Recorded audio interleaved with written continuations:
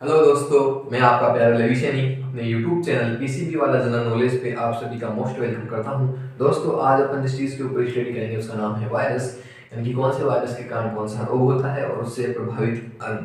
तो आज अपन कुछ वायरस और उनसे प्रभावित अंग और उनसे होने वाले रोग के बारे में और कुछ उनके लक्षण भी साथ में डिस्कस करते चलेंगे दोस्तों। तो आप वीडियो पर बने रहना दोस्तों। मैं बात करता हूँ वायरस। तो दोस्तों, वायरस की जो डिस्कवरी है, वायरस की डिस्कवरी जो है दोस्तों, वो दोस्तों किसने की थी? दिमित्री इवानोव्स्की ने की थी। किसने की थी दोस्तों? दिमित्री इवानोव्स्की ने की थी। दिमित्री इवानोव्स्की ने कब की थी? 1892 में वायरस की खोज की थी। दिमित्री इवानोव्स्की ने 1892 में दोस्तों वायरस की खोज की थी। अब दोस्तों, इन्होंने वायरस की खोज किसमें की थी? तंबाकू में की थी। किसमें? तंबाकू तंबाकू में मोजेक रोगाणु में की थी। तंबाकू में मोजेक रोगाणु में इन्होंने वायरस की खोज की थी दोस्तों। तंबाकू के मोजेक रोगाणु में इन्होंने वायरस की खोज की थी। तंबाकू मोजेक वायरस के नाम से भी जाना जाता है। तो सब सर्वप्रथम दिमित्री इवानोव्स्की ने वायरस की खोज की थी। किसमें? तंबाकू मोजेक के रोगाणु में की थी दोस्तों। सही है। अब इसके बाद में बात करता हूँ वायरस कैसा जीव है। वायरस दोस्तों अकोशिकीय होता है, यानी कि इसमें कोई सेल नहीं होती। अकोशिकीय जीव होता है वायरस दोस्तों। कैसा जीव होता है? अकोशिकीय जीव होता है, यानी इसकी कोई भी कोशिका नहीं होती, इसलिए इन्हें जीवों के वर्गीकरण में शामिल नहीं किया गया है। अपन इन्हें अलग से स्टडी करते हैं। तो वायरस एक ऐसा जीव है दोस्तों, ध्यान रखना, अकोशिकीय जीव है। वायरस किससे बना होता है दोस्तों? तो वायरस न्यूक्लिक अम्ल किससे बना होता है? न्यूक्लिक न्यूक्लिक अम्ल से बना होता है दोस्तों। न्यूक्लिक अम्ल से बना होता है प्लस प्रोटीन से बना होता है। प्रोटीन से बना होता है। अब न्यूक्लिक अम्ल क्या होते हैं दोस्तों? डीएनए व आरएनए होते हैं। क्या होते हैं? डीएनए आरएनए होते हैं। बट दोस्तों ध्यान रखना, वायरस में या तो डीएनए ही प्रेजेंट होगा या फिर आरएनए ही प्रेजेंट होगा। या तो डीएनए या आरएनए ही उपस्थित होगा दोस्तों। वायरस में या तो आरएनए ही उपस्थित होगा दोस्तों या डीएनए ही उपस्थित होगा। दोनों एक साथ उपस्थित नहीं होंगे। दोनों एक साथ उपस्थित नहीं होंगे दोस्तों। दोनों एक साथ उपस्थित नहीं होंगे। याद रखना दोस्तों, वायरस में डीएनए आरएनए दोनों एक साथ कभी भी नहीं होते। या तो वायरस डीएनए वायरस होगा या फिर वायरस आरएनए वायरस ही होगा। तो ये बात जरूर ध्यान रखना कि वायरस में डीएनए या आरएनए में दोनों में से एक ही प्रेजेंट होता है। एग्जाम्पल पूछ लेता है क्वेश्चन कि वायरस में निम्न में से उपस्थित है, तो न्यूक्लिक अम्ल में डीएनए आरएनए से कोई एक ही प्रेजेंट होता है, दोनों एक साथ नहीं हो सके दोस्तों। और इनकी जो साइज है दोस्तों, वो बैक्टीरिया से भी क्या होती है? बैक्टीरिया से भी छोटी होती है। बैक्टीरिया से भी छोटी होती है, क्योंकि WM बेंजलिक ने बैक्टीरिया प्रूफ फिल्टर पेपर से निकाला था, तो ये उससे पास हो गए थे, इसलिए उन्होंने कंटेंजियम वाइनियम फ्लूइड नाम दिया था उसको। जो पास हो गया था ना उसको, समझ गए? तो दोस्तों, एक तरीके से वायरस क्या है अपने पास? एक कोशिकीय जीव है। न्यूक्लिक अम्ल और प्रोटीन अम्ल से मिलकर बना होता है। न्यूक्लिक अम्ल आरएनए डीएनए से कोई एक प्रेजेंट होगा, इसके साथ में से कोई एक उपस्थित होगा, और ये बैक्टीरिया से भी क्या होता है दोस्तों? छोटा होता है दोस्तों। तो ये अपना वायरस का छोटा मोटा इंट्रोडक्शन था। अब अपन जो वायरस के कारण होने वाली डिजीज है और उनसे इफेक्टेड ऑर्गन के बारे में दोस्तों बात करने जा रहे हैं। तो दोस्तों, मैं सबसे पहले एक आप जनरल जाना माना रोग, जिसे आम भाषा में अपने गलसुआ कहते हैं दोस्तों, उसके ऊपर डिस्कस करूंगा दोस्तों। तो जिसे आम भाषा में गलसुआ बोलते हैं, और वैसे उसका नेम क्या है? मम्पस वायरस है। मम्पस रोग है। वायरस दूसरा है दोस्तों मम्पस, या इसको आम भाषा में क्या बोलते हैं? इसको आम भाषा में दोस्तों, आम भाषा में इसे क्या बोला जाता है? गलसुआ बोलते हैं। गलसुआ बोलते हैं दोस्तों। इसे आम भाषा में दोस्तों क्या बोलते हैं? गलसुआ बोलते हैं, जो कि अपने यहाँ गले के पास होता है ना। अभी इस किस वायरस के कारण होता है? तो दोस्तों, ये जिस वायरस के कारण होता है उसका नाम है पैरामाइक्सो वायरस। पैरामाइक्सो वायरस के कारण ये रोग होता है दोस्तों। और ये किसे प्रभावित करता है, तो इसका प्रभावित अंग इफेक्टेड ऑर्गन की अगर बात की जाए तो प्रभावित अंग इफेक्टेड ऑर्गन की अगर बात की जाए तो दोस्तों वो है पैराटॉइड ग्लैंड। पैराटॉइड ग्रंथि होती है दोस्तों, पैराटॉइड ग्रंथि। और वो एक ऐसी ग्रंथि है, एक प्रकार की लार ग्रंथि है, लार ग्रंथि है दोस्तों, जो कि अपने यहाँ पे कान के और यहाँ के इस हड्डी के बीच में यहाँ पे स्थित होती है। तो जब अपने गलसुआ होता है तो ये वाला पार्ट फूल के सूज जाता है, यहाँ पर पेन होता है दोस्तों। और ये आमतौर पर 10 से 12 दिन में अपने आप ही क्या हो जाता है, 10 से 12 दिन में ठीक हो जाता है, अपने आप ठीक हो जाता है दोस्तों। 10 से 12 दिन में अपने आप ही ठीक हो जाता है दोस्तों। अब इसके बाद में अगर बात की जाए तो इसका जनरली एंटीबायोटिक्स दे सकते हैं, दर्द को रोकने के लिए पेन किलर दे सकते हैं। अत्यधिक तेज दर्द होता है, क्या होता है दोस्तों, अत्यधिक तेज दर्द होता है दोस्तों, अत्यधिक तेज दर्द होता है दोस्तों, अत्यधिक तेज दर्द होता है। अब जिसे रोकने के लिए डॉक्टर क्या कर सकता है, जिसे कम करने के लिए दोस्तों क्या करते हैं डॉक्टर जिसे कम करने के लिए डॉक्टर दोस्तों पेन किलर दे देता है, पेन किलर देता है। जबकि वायरस से फैली हुई किसी भी डिजीज का अभी तक पूर्ण रूप से कोई इलाज या कोई वैक्सीन पूर्ण रूप से नहीं बनी है जो उसको खत्म कर सके, इसलिए उनके खिलाफ अपन एंटीबायोटिक्स या उन्हें कम करने के लिए कुछ मेडिसिन दे सकते हैं दोस्तों। बट वायरस का कोई इलाज होता नहीं है, ये अपने आप ही ठीक होता है। तो ये तो था किसके मम्पस यानी कि जिसे आम भाषा में गलसुआ बोलते हैं दोस्तों, उसके बारे में। अब नेक्स्ट बात करेंगे डेंगू। तो डेंगू एक जाना माना वायरस है जिसे हड्डी तोड़ वायरस भी कहते हैं, हड्डी तोड़ बुखार भी कहते हैं, और ये मादा एडिस मच्छर के कारण होता है दोस्तों। तो डेंगू एक बहुत ही खतरनाक वायरस है, इसमें अपने मांसपेशियां और जोड़ों को प्रभावित करता है दोस्तों, इसमें मांसपेशियां और जोड़ प्रभावित होते हैं। तो सेकंड नंबर पर दोस्तों अगर बात करें अपन डेंगू की, तो डेंगू की अगर बात की जाए तो डेंगू जो है वो अपने किस प्रभावित अंग कौन सा है, प्रभावित अंग की अगर बात की जाए तो ये है मांसपेशियां मसल्स को प्रभावित करता है या फिर जोड़ों को प्रभावित करता है, इसको जोड़ों को प्रभावित करता है दोस्तों। डेंगू वायरस जो है दोस्तों, डेंगू जो है वो डेंगू वायरस के ही कारण फैलता है, डेंगू वायरस के कारण ही डेंगू वायरस फैलता है दोस्तों। और किस मच्छर के लिए, एक मच्छर के द्वारा फैलता है दोस्तों डेंगू वायरस, जिसका नाम है मादा एडीज मच्छर। कौन सा मच्छर है दोस्तों, मादा एडीज मच्छर। मादा एडीज मच्छर के काटने से दोस्तों अपने डेंगू होता है। जब ये मादा एडीज मच्छर इसमें जब डेंगू वायरस होता है और ये स्वस्थ व्यक्ति को काट लेता है दोस्तों, तो उसकी वजह से उस व्यक्ति के भी क्या हो जाता है, डेंगू हो जाता है। ओके, और इसे आम भाषा में क्या बोलते हैं, इसे आम भाषा में दोस्तों, आम भाषा में इसे हड्डी तोड़ बुखार भी बोलते हैं दोस्तों। क्या बोलते हैं, हड्डी तोड़ बुखार भी बोला जाता है दोस्तों, हड्डी तोड़ बुखार बोलते हैं दोस्तों। इसे आम भाषा में दोस्तों हड्डी तोड़ बुखार बोलते हैं। क्या बोलते हैं दोस्तों, इसे आम भाषा में हड्डी तोड़ बुखार बोलते हैं। इस पर दोस्तों प्लेटलेट्स की संख्या अपने डाउन हो जाती है, ये प्लेटलेट्स को इफेक्ट करता है ये मादा एडीज मच्छर। ओके दोस्तों, अब अपन बात करेंगे थर्ड की, जिसका नाम है फ्लू या जिसे इन्फ्लुएंजा भी बोलते हैं, जो कि इन्फ्लुएंजा वायरस के कारण फैलता है और ये अपने रेस्पिरेटरी ट्रैक्ट को प्रभावित करता है दोस्तों। किसको प्रभावित करता है, रेस्पिरेटरी ट्रैक्ट को। थर्ड अपन बात करते हैं फ्लू या इन्फ्लुएंजा। तो ये दोस्तों किस वायरस के कारण होता है, ये इन्फ्लुएंजा वायरस के कारण ही होता है, इन्फ्लुएंजा वायरस के कारण ही होता है दोस्तों। इन्फ्लुएंजा वायरस के कारण होता है क्या, फ्लू वायरस।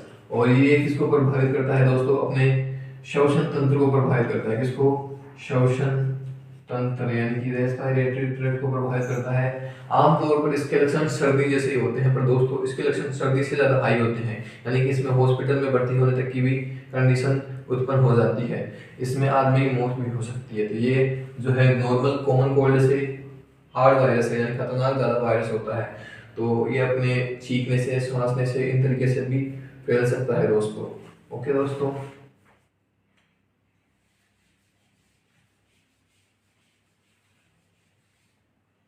अब चौथे वायरस की अपन बात करते हैं। इसका नाम है क्या? रेबीज। ओ रोग है रेबीज। तो दोस्तों रेबीज रोग की अगर बात करें, रेबीज या इसे हाइड्रोफोबिया भी बोलते हैं। रेबीज का दूसरा नाम क्या है दोस्तों? हाइड्रोफोबिया भी है, हाइड्रोफोबिया। तो रेबीज का दूसरा नाम जो है दोस्तों हाइड्रोफोबिया भी है। क्या है? हाइड्रोफोबिया भी है। रेबीज जो है वो दोस्तों ये भी अपने तंत्रिका तंत्र को प्रभावित करता है, तंत्रिका तंत्र को प्रभावित करता है, तंत्रिका तंत्र को प्रभावित करता है।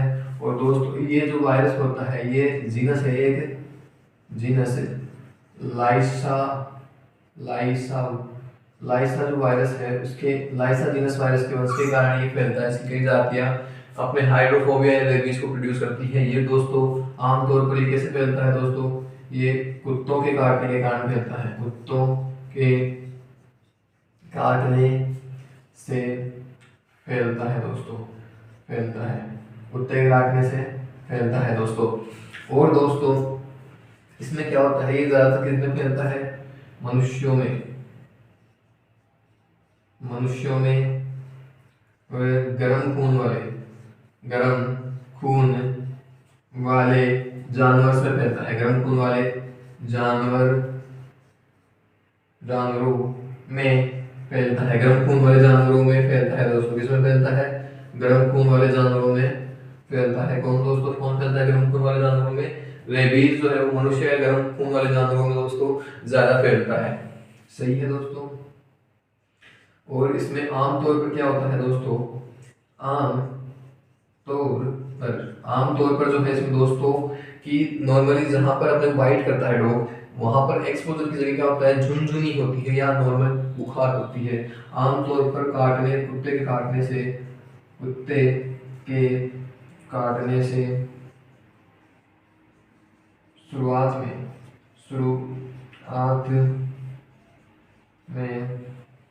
आमतौर पर दोस्तों कुत्ते के काटने से शुरुआत में इसमें बुखार या एक्सपोजर की जगह खुजली होती है।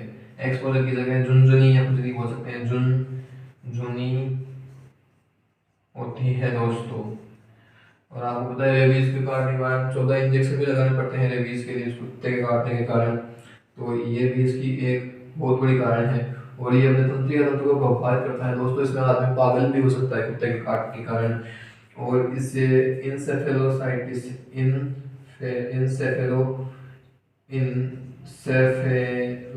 भी हो जाता है, इंसेफेलाइटिस भी हो सकता है दोस्तों। यानी कि मस्तिष्क में सूजन भी आ सकती है, मस्तिष्क में सूजन भी आ सकती है दोस्तों। अगर ये बहुत ही ज़्यादा अधिक तेजी से फैल जाए और अधिक संक्रामक हो जाए तो मस्तिष्क में सूजन भी आ सकती है। ये सभी अपना संक्रामक बीमारी है। वायरस जो है वो एक संक्रमण के थ्रू, इन्फेक्शन के थ्रू ही फैलता है दोस्तों। सही। तो ये अपने रेबीज का डिस्कशन कर लिया दोस्तों। अब अपन दोस्तों किसका डिस्कशन करेंगे? खसरा बीमारी का।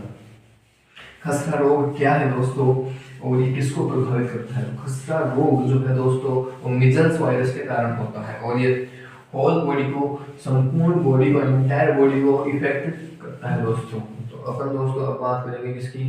खसरा। खसरा की अगर बात की जाए तो दोस्तों 5th नंबर का था खसरा। तो खसरा जो है वो मिजल्स वायरस के कारण होता है, मिजल्स वायरस के कारण होता है दोस्तों। मिजल्स वायरस के कारण दोस्तों अपने क्या फैलता है दोस्तों? खसरा फैलता है। इसके कारण से मिजल्स वायरस के कारण अपने खसरा फैलता है दोस्तों। और इसका जो प्रभावित अंग है, खसरा का जो प्रभावित अंग जो है दोस्तों वो क्या है दोस्तों? संपूर्ण बॉडी ही इसके द्वारा प्रभावित होती है। संपूर्ण शरीर ही जो है दोस्तों खसरा के द्वारा प्रभावित होता है। क्या? संपूर्ण बॉडी, एंटायर बॉडी ही दोस्तों शामिल होती है। इसे ये आमतौर पर संक्रमण के द्वारा फैलता है। आमतौर पर दोस्तों, आमतौर पर संक्रमण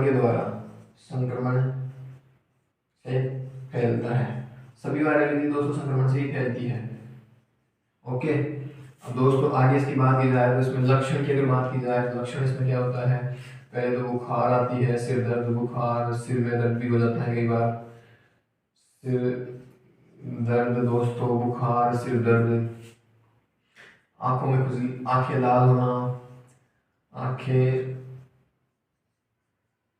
लाल होना दोस्तों, आंखें लाल भी हो जाती है दोस्तों, आंखों का लाल होना, सिर दर्द, बुखार और लाल चकत्ते बनना, लाल चकत्ते बनते हैं, लाल चकत्ते बनना और खुजली होना, और खुजली होना, जहाँ चकत्ते बनते हैं दोस्तों वहाँ खुजली होती है जरूर दोस्तों, तो जहाँ चकत्ते बनते हैं दोस्तों वहाँ क्या होती है दोस्तों, खुजली जरूर होती है। ओके, और दोस्तों इसका डायग्नोस कैसा है, निदान की अगर बात की जाए, डायग्नोस की बात की जाए तो निदान में क्या होता है दोस्तों, इसके निदान में क्या होता है, इसका निदान विशिष्ट लक्षणों की सहायता से किया जा सकता है। कैसे पहचाना जाए कि ये अपने खसरा ही हो रहा है, तो विशिष्ट लक्षण होते हैं दोस्तों, विशिष्ट लक्षणों व लाल चकत्तों के आधार पर, चकत्तों के आधार पर इसका निदान किया जा सकता है दोस्तों, लाल चकत्तों के आधार पर इसका निदान किया जा सकता है। ये लगभग 1 सप्ताह में अपने आप ठीक हो जाता है, और इसके लक्षण आमतौर पर कि चकत्ते के निशान, चकत्ते के दाने, चकत्ते के दाने दोस्तों, चकत्ते के दाने आम तौर पर, चकत्ते के दाने दोस्तों आमतौर पर 2 से 4 दिन, 2 से 4 दिन बाद दिखाई देते हैं, 2 से 4 दिन बाद दिखाई देते हैं दोस्तों, 2 से 4 दिन बाद दिखाई देते हैं दोस्तों, 2 से 4 दिन बाद दिखाई देते हैं क्या, खसरा के जो दाने हैं दोस्तों आमतौर से 2 से 4 दिन बाद दिखाई देते हैं और 1 सप्ताह में ठीक हो जाते हैं, 1 सप्ताह में ठीक हो जाते हैं, 1 सप्ताह में ठीक हो जाते हैं दोस्तों, 1 सप्ताह में ठीक हो जाते हैं दोस्तों, 1 सप्ताह में क्या हो जाते हैं दोस्तों, ठीक हो जाते हैं। तो ये अपना खसरा था। खसरा कौन से वायरस के कारण होता है दोस्तों, मीजल्स वायरस के कारण खसरा फैलता है, इससे प्रभावित पूरी बॉडी पे ही चकत्ते के निशान हो जाते हैं, लालापन, लालीपन सा आ जाता है, आंखों में लाल हो जाती है, आंखों में पानी, छींक, खुजली होती है, आमतौर पर संक्रमण के कारण फैलता है दोस्तों, वायरल डिजीज तो सभी संक्रमण के कारण फैलती है, आमतौर पर संक्रमण से फैलता है। लक्षण बुखार, तेज सिर दर्द, लाल आंखें, चकत्ते बनना और खुजली होती है दोस्तों। निदान विशिष्ट कैरेक्टर्स के आधार पर और लाल चकत्ते जो बनते हैं उनके आधार पर अपने इसका निदान कर सकते हैं कि हमें खसरा ही हो रहा है। निदान मतलब जांच, डायग्नोस। चकत्ते के दाने के आमतौर पर 2 से 4 दिन बाद दिखाई देते हैं दोस्तों, और 1 सप्ताह में ठीक हो जाते हैं दोस्तों। ओके दोस्तों, ये पहले 5 पे डिस्कस कर लिया, अपन अब 6 नंबर पर डिस्कस करने जा रहे हैं। उसका नाम है चेचक, जिसका आपने नाम सुना होगा। चेचक अब तो है दोस्तों, प्राकृतिक रूप से तो WHO ने कह दिया है कि ये खत्म हो चुका है ना, आर्टिफिशियल रूप से हम कह नहीं सकते हैं, पर प्राकृतिक रूप से जो चेचक है दोस्तों पूर्ण रूप से समाप्त हो चुका है धरती लोक पे से, है ना। अब 6 नंबर पर दोस्तों अपन बात करने जा रहे हैं चेचक की। चेचक जो है दोस्तों वेरियोला वायरस के कारण फैलता है, किसके कारण, वेरियोला वायरस के कारण फैलता है दोस्तों। एक संक्रामक बीमारी है, संक्रामक बीमारी है दोस्तों, जो कि कैसे फैलती है, मतलब कि एयर ड्रॉपलेट से, खांसने, छींकने से, एयर ड्रॉपलेट्स से आदि कई तरीकों से फैल सकती है। संक्रमित व्यक्ति को छूने से भी फैल सकती है दोस्तों, उसके द्वारा यूज में ली गई चीज़ों को छूने से भी फैल सकती है दोस्तों। खांसने, छींकने और एयर ड्रॉपलेट से अपने चेचक हो सकता है दोस्तों। और चेचक में क्या होता है दोस्तों, इसमें शरीर पर लाल चकत्ते बनते हैं, इसमें भी क्या बनते हैं, लाल चकत्ते बनते हैं। शुरू में तो जनरली क्या आती है दोस्तों, इसमें बुखार आती है और खांसी भी आती है, आंखें लाल हो जाती है, शरीर बॉडी लाल सी हो जाती है। तो ये अपने चेचक के जनरल लक्षण, कैरेक्टर्स, और चेचक जो है दोस्तों वेरियोला वायरस के कारण फैलता है। ये अपने चेचक के ऊपर डिस्कस कर लिया।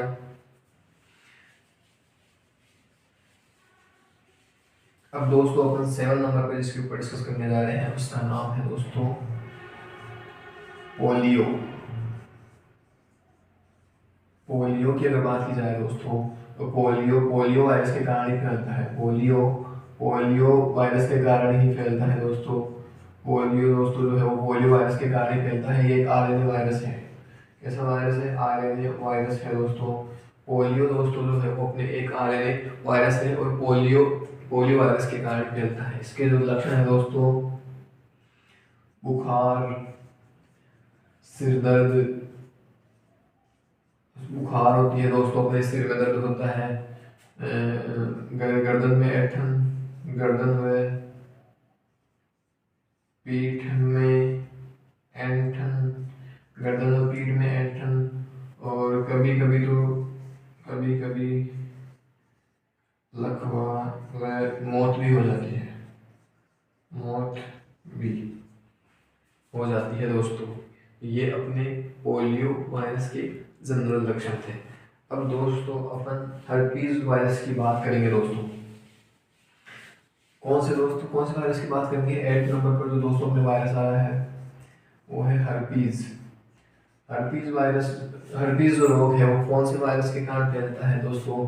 तो ये रोग जो है वो हर्पीज सिम्प्लेक्स वायरस के कारण ही फैलता है। इसे जननेंद्रिय वायरस भी कहते हैं, जननेंद्रिय वायरस भी कहते हैं दोस्तों। कौन सा वायरस बोलते हैं इसे दोस्तों? जननेंद्रिय वायरस भी कहते हैं दोस्तों। ये मेनली रिप्रोडक्टिव ऑर्गन्स और पेल्विक ऑर्गन्स में जो ऑर्गन होते हैं उनको इफेक्ट करता है दोस्तों। इसमें जनन अंगों में खुजली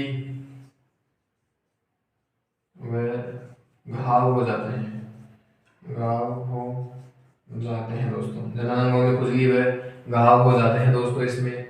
और ये जननेंद्रिय वायरस भी बोलते हैं, ये हर्पीज सिम्प्लेक्स वायरस के कारण फैलता है दोस्तों। ये महिलाओं और पुरुषों में दोनों में समान रूप से फैलता है दोस्तों। तो यह हर्पीज वायरस के बारे में हो गया। अब अपन 9 नंबर पे जो डिस्कस करेंगे वो है एन्सेफेलो वायरस के कारण।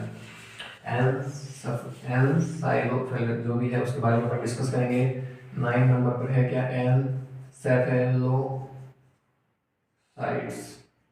एन्सेफेलोसाइट्स की अगर अपन बात की जाए तो एन्सेफेलोलाइट्स की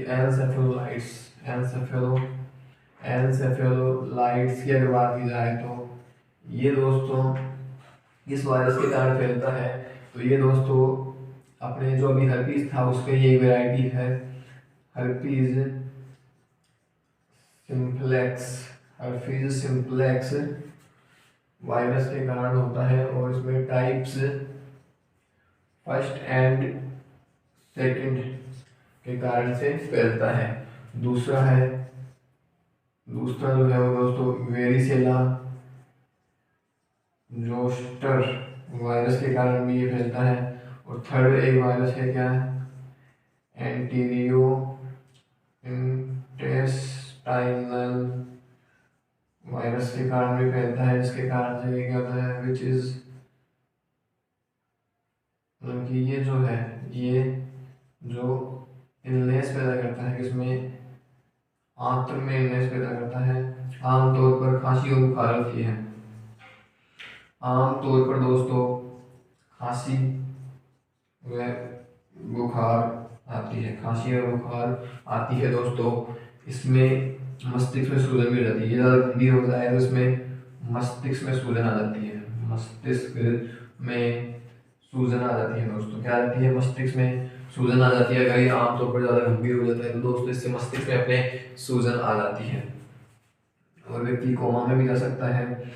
बोलने और सुनने की क्षमता कम हो जाती है, बोलने व सुनने में दिक्कत होती है, बोलने और सुनने में दिक्कत होती है और चलने में भी दिक्कत होती है। पर्सनैलिटी में चेंज हो जाता है, पर्सनैलिटी में चेंज हो जाता है।